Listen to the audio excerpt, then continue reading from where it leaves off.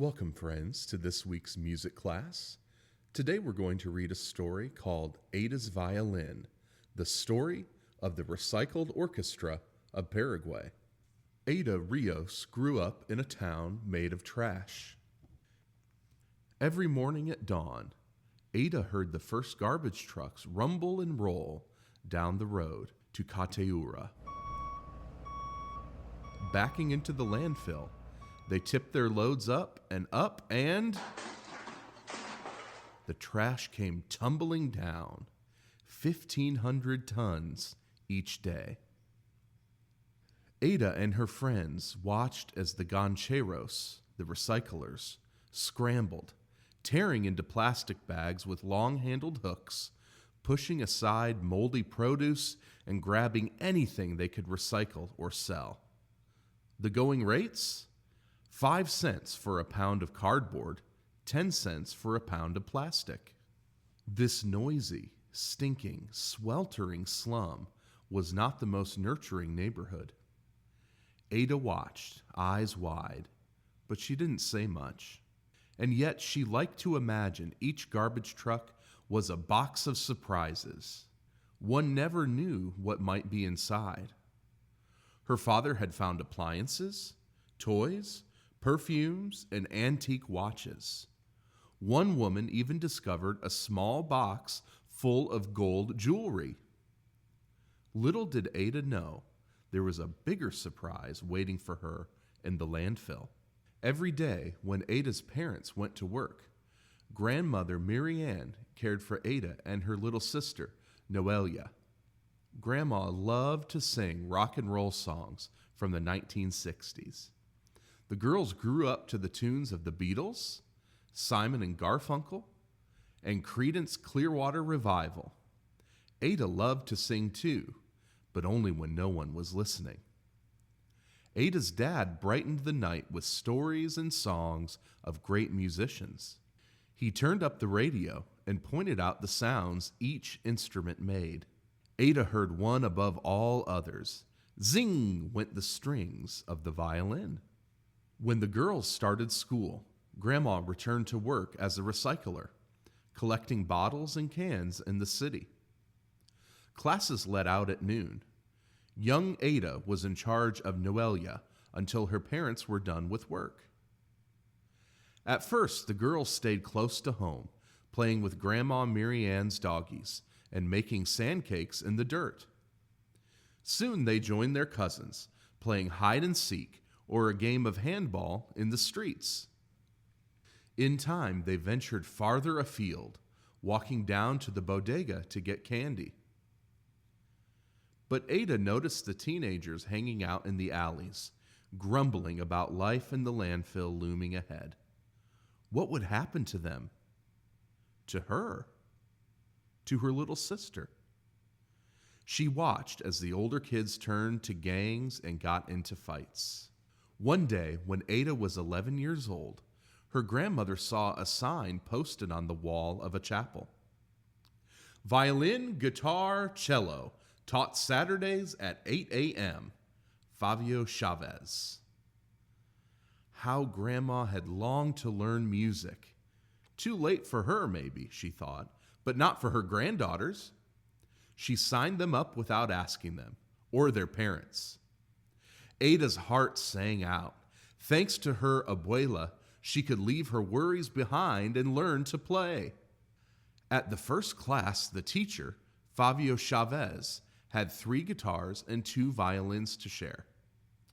Ada chose a violin right away, but 10 children had signed up. Frustrated, Ada and her friends found that there were not enough instruments to go around. And there was a bigger problem. Everyone quickly realized that the children would need to practice at home. But it wasn't safe to be seen with an expensive instrument in Cateura, where a violin is worth more than a house. Watching the children play amid broken glass and rusty metal, Senor Chavez knew he had to do something. He remembered a band called Les Luthiers that made its own instruments. That was it!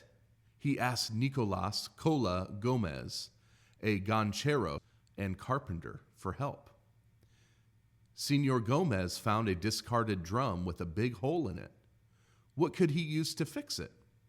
He picked through the trash and discovered an old X-ray film. Would that work? It did.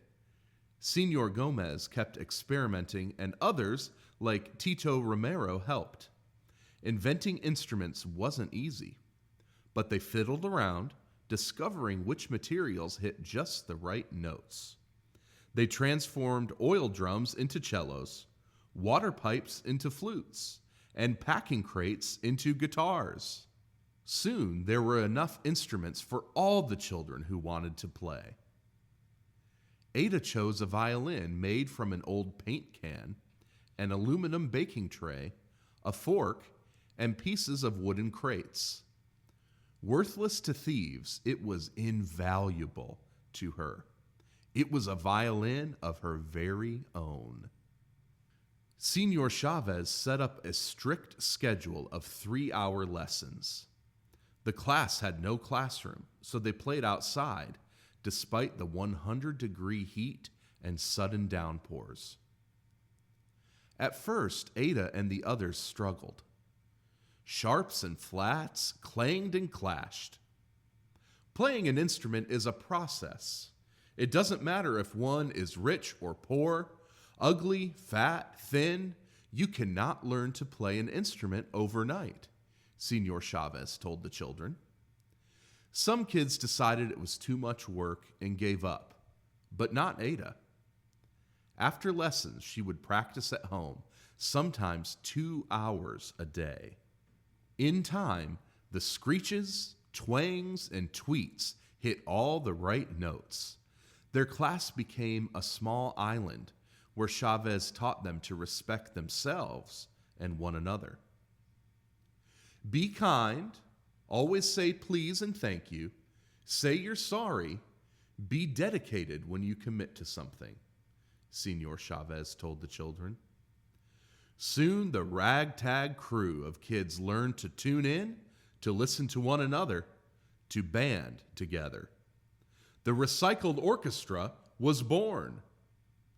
From then on, there was something new in the air in Cateura. Gancheros, trudging home from the landfill, might lift their head to hear the sounds of Ada's violin, or the strains of Bebe's cello, or the strum of Noelia's guitar. A symphony of sound helped to lift them beyond the heat, the stench, and their aching backs. With her violin, Ada could close her eyes and imagine a different life. She could soar on the high, bright, bittersweet notes to a place far away. She could be who she was meant to be. As Ada's skill grew, so did her confidence. Once timid, she now took center stage playing solos. She helped teach the younger children too. Her teachers and fellow students took note. When she was 12 years old, Ada was named a first violinist. Imagine! She was first at something.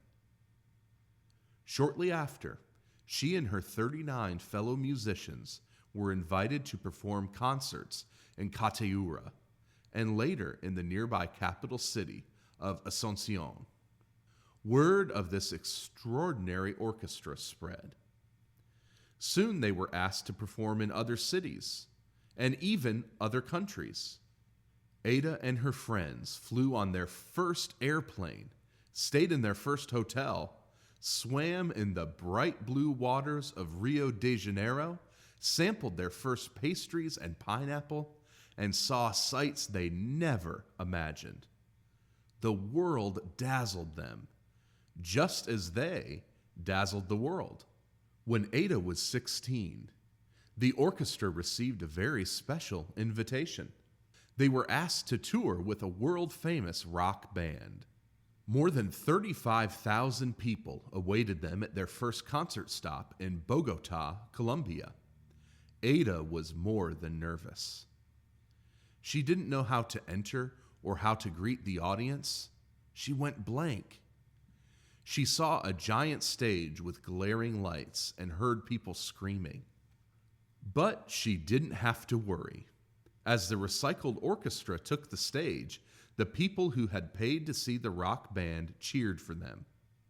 The enormous audience sang and swayed to the music as the orchestra played. And as their performance came to a close, a crescendo of cheers, chants, and applause resounded across the park. The astonished kids bowed, grinning at one another. They had discovered the surprise waiting in the landfill. Buried in the trash was music. And buried in themselves was something to be proud of.